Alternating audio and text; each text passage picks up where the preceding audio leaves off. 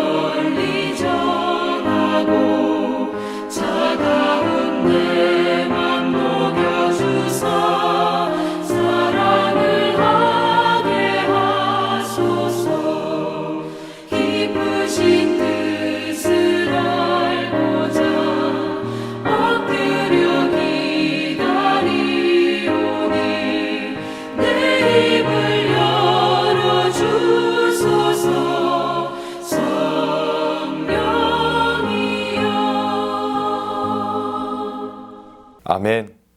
열린 귀를 허락하심 찬양합니다. 오늘의 말씀 마가복음 4장 1절에서 12절까지 봉독하겠습니다. 예수께서 다시 바닷가에서 가르치시니 큰 무리가 모여들거늘 예수께서 바다에 떠있는 배에 올라 앉으시고 온 무리는 바닷가 육지에 있더라.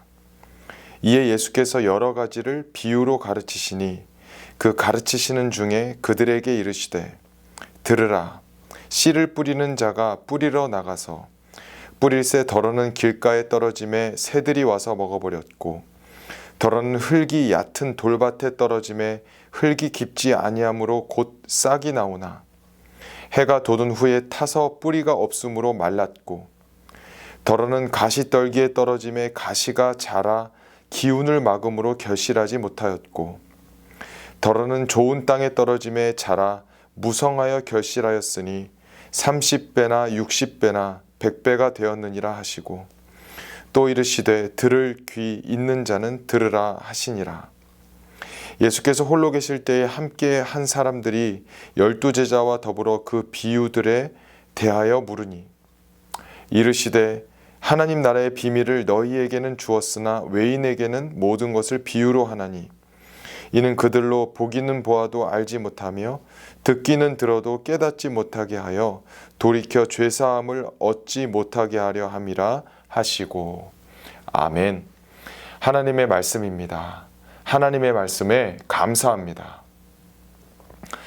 오늘 본문은 예수님께서 씨앗을 심는 한 농부에 대해서 말씀하십니다.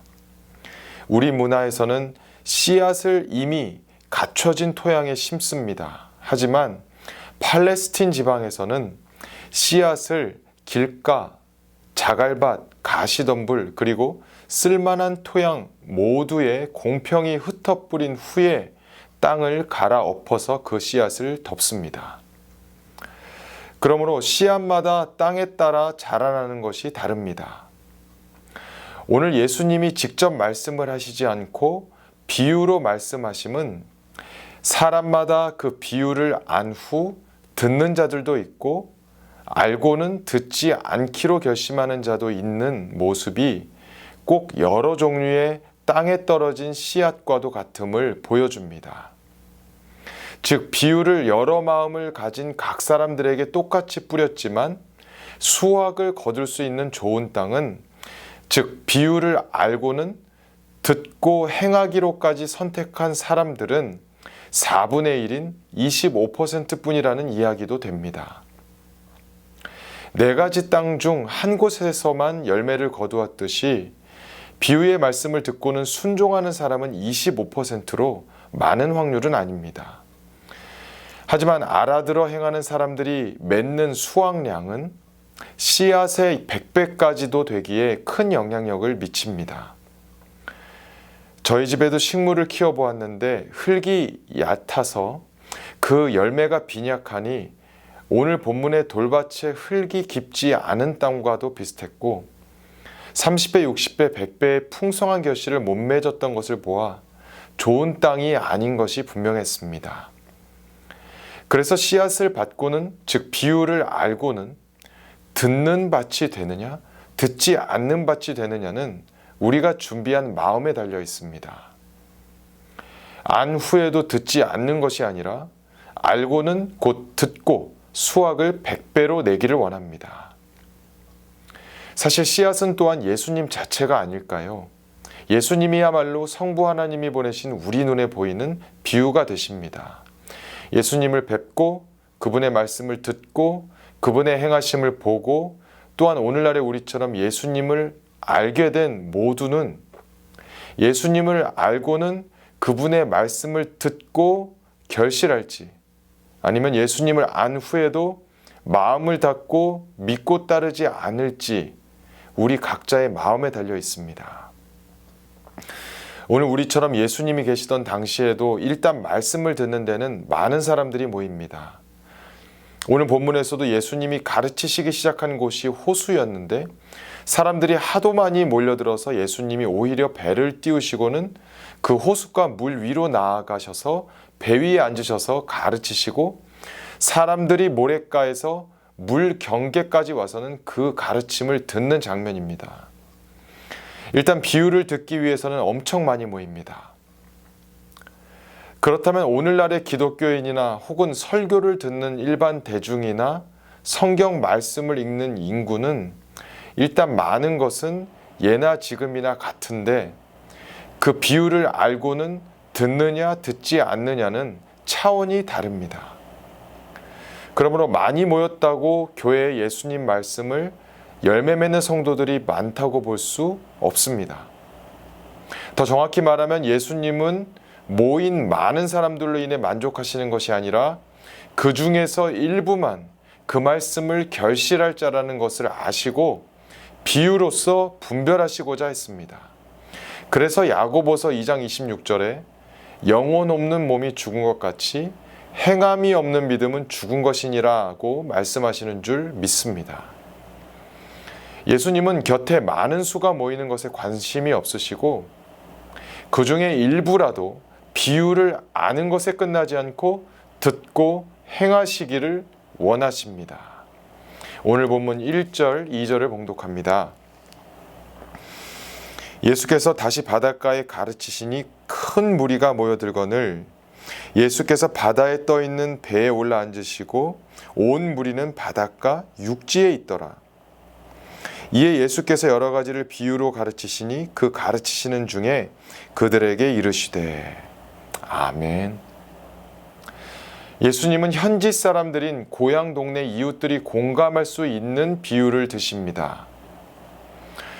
충분히 비유를 알 수 있게 씨앗이 열매 맺지 못하는 세 땅에 대해서, 세 가지 땅에 대해서 이야기의 75%를 할애하시고 오직 25%만 좋은 땅에 대해 말씀하십니다.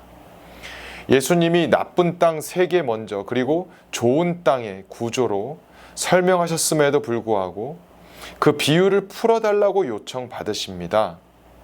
비유를 처음부터 알아듣던, 두 번째 땅까지 설명해야 깨닫던, 혹은 세 번째, 네 번째 땅까지 예시를 주셔야 사람마다 확신이 들던지 간에 모두가 비유를 알게는 됩니다만 듣고 청종할 것인지 아니면 거부할 것인지가 예수님의 요점이십니다. 마치 출애굽기의 바로에게 하나님의 말씀을 모세가 예언해서 일어날 일을 알려는 주지만 바로가 완악한 마음으로 듣지 않는 것과 같습니다. 그래서 출애굽기 말씀에서 바로가 마음이 완악하여 혹은 마음을 완강하게 하여 모세와 아론의 말을 듣지 않았다고 반복해서 나옵니다. 어떻게 보면 모세와 아론이야말로 보이지 않으신 하나님이 보내신 비유와도 같을 텐데, 그들의 말을 안 후 듣지 않기로 완악하고 완강한 마음을 바로가 선택했습니다. 마치 오늘 첫 새 밭과 같습니다. 길가, 돌밭, 가시밭과 같은 마음이 되기로 결정을 바로가 한 것입니다. 여러분과 저는 4가지 밭 중에서 어느 밭으로 마음을 만들어 놓을 때가 많으십니까?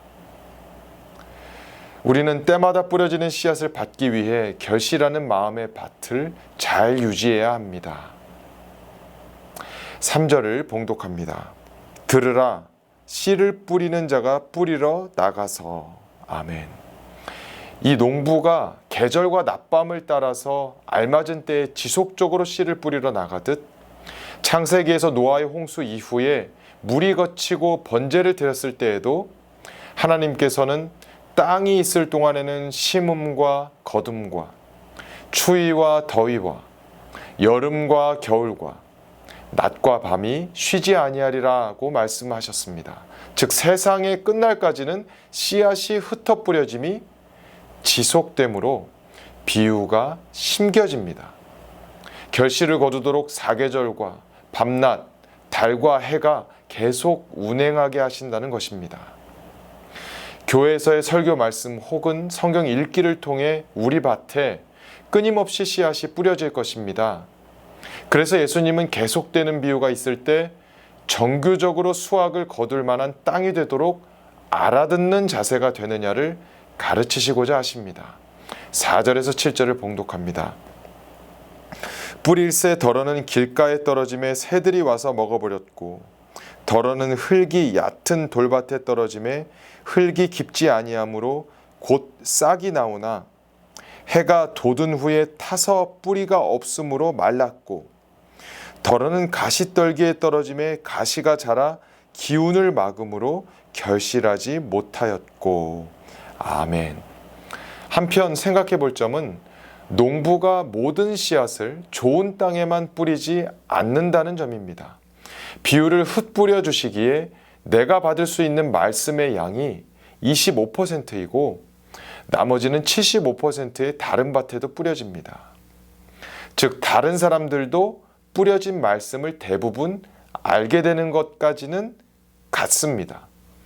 그런데 그 말씀을 결실하는 사람들은 많아야 4분의 1입니다.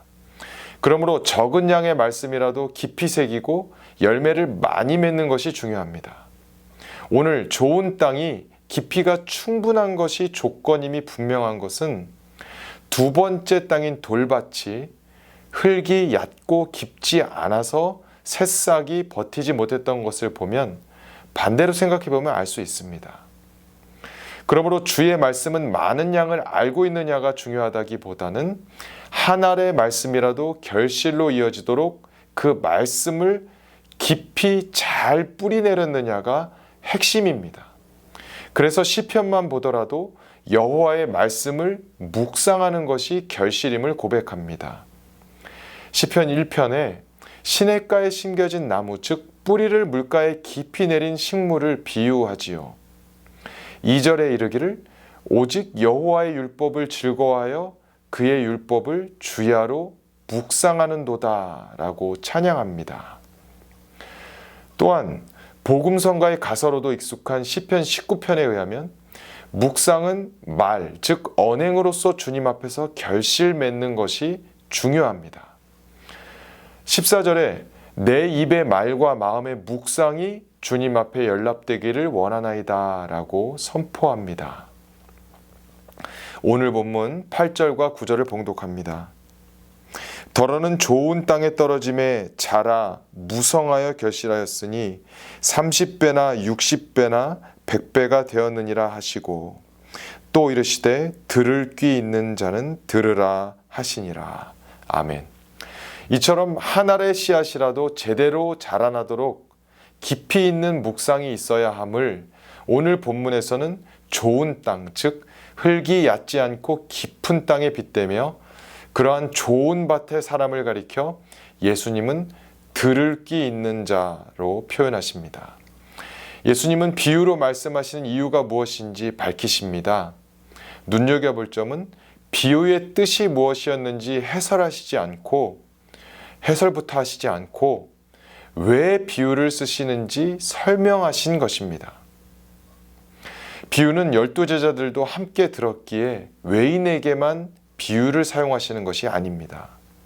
다만 그 비유에 대해 알게 되었을 때 결실하는지 보시기 위해 비유를 모두에게 흩어 뿌리시는 것입니다. 그러므로 10절 말씀처럼 12제자들이나 이미 예수님 곁에 함께한 사람들이라고 해서 말씀을 계속 받을 좋은 밭이 될 수 없습니다.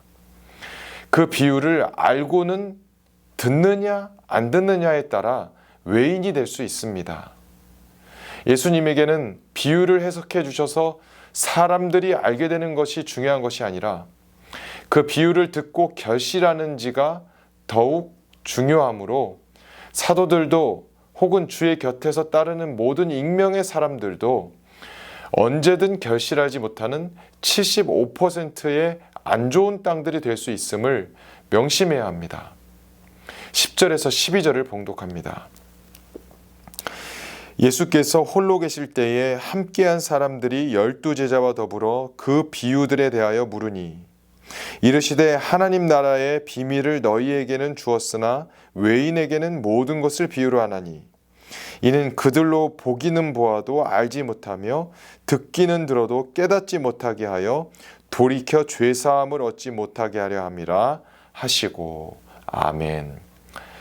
예수님은 우리가 비유를 알려고 예수님께 왔는지 듣기까지 하려고 왔는지를 중요히 보시며 단순히 아무런 마음의 결단 없이 죄사함만 받는 것을 원하지 않으십니다. 12제자들이나 예수님을 따르는 사람들처럼 오늘 우리도 어떤 마음밭을 가질지 늘 결정한 후에 비유가 뿌려졌을 때 그 씨앗이 나의 땅에 떨어졌을 때 깊이가 충분한 흙이어서 싹을 내고 줄기를 뻗어 햇볕에서도 말라버리지 않고 가시도 없는 양질의 토양이 준비되는 것이 중요합니다. 이러한 마음밭을 준비하는 과정이 없이 드리려는 자세는 세례 요한 시대에 죄사함만 받으려고 오다가 책망받는 유대인과도 같습니다. 마태복음 3장 7절에서 10절을 봉독합니다. 요한이 많은 바리새인들과 사두개인들이 세례 베푸는 데로 오는 것을 보고 이르되 독사의 자식들아 누가 너희를 가르쳐 임박한 진노를 피하라 하더냐. 그러므로 회개에 합당한 열매를 맺고 속으로 아브라함이 우리 조상이라고 생각하지 말라. 내가 너희에게 이르노니 하나님이 능히 이 돌들로도 아브라함의 자손이 되게 하시리라. 이미 도끼가 나무 뿌리에 놓였으니 좋은 열매를 맺지 아니하는 나무마다 찍혀 불에 던져지리라. 아멘. 이처럼 세례 요한은 회개를 결실할 마음이 없이 그저 오는 사람들을 나무랬었습니다. 적어도 나는 외인이 아닌 12사도 중 하나라는 생각, 이미 예수님 곁에 함께 있어 비유를 알고 결실 맺고 있다는 생각으로 더 이상 아무 기경도 없이도 좋은 땅이라고 안심하며 예수님의 비유의 말씀을 받는다면 지금 세례 요한의 책망인 속으로 아브라함이 우리 조상이라고 여기는 착각에 있는 것입니다. 우리가 비유를 알기만 하고 듣고 결실함이 없으면 실제로 길가, 돌밭, 가시밭과 같습니다. 그러한 신앙의 자세는 임박한 진노만 피하려는 자세요, 불에 던져질 죽은 나무에 해당합니다. 날마다 때마다 우리의 신앙의 삶에 비유가 들려집니다. 예수님이 그러셨듯이 말씀이, 세례 요한이 그랬듯이 회개의 세례가 우리 마음밭에 흩뿌려질 것입니다. 그때마다 그 비유가 내 마음에 풍족히 떨어지지 않고 일부만 뿌려질 것입니다. 그러나 미리 준비한 깊은 흙을 가진 좋은 땅으로 비유가 뿌리 깊게 심겨져 그 뜻을 밝히 알게 될 뿐 아니라 더더욱 듣고 결실하는 데 심혈을 기울이기를 소망합니다. 비유를 안 후 듣고 결실하는 우리의 삶이 될 줄 믿습니다. 기도하시겠습니다. 하나님, 비유를 알기만 하고 듣지는 않는 닫힌 귀가 아닌 알아듣는 귀를 갖게 하여 주옵소서. 예수 그리스도의 이름으로 기도합니다. 아멘. 때마다 흩뿌려지는 비유를 아는 것에 그치지 않고 듣고 결실하시기를 축복합니다. 아멘.